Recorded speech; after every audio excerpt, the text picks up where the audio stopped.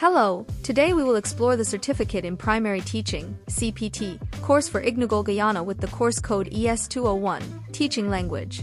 Course code ES201. Course title, Teaching Language ***. And yes, we have seen the answers in the last part of this video, so do watch the video till the end.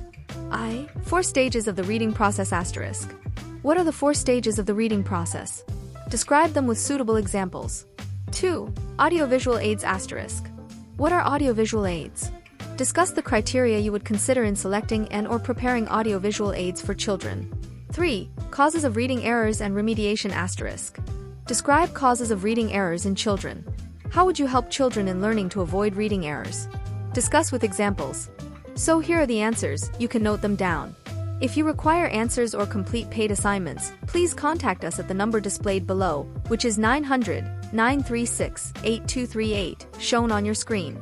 We will get back to you as soon as possible. You can send us a direct message on WhatsApp at this number.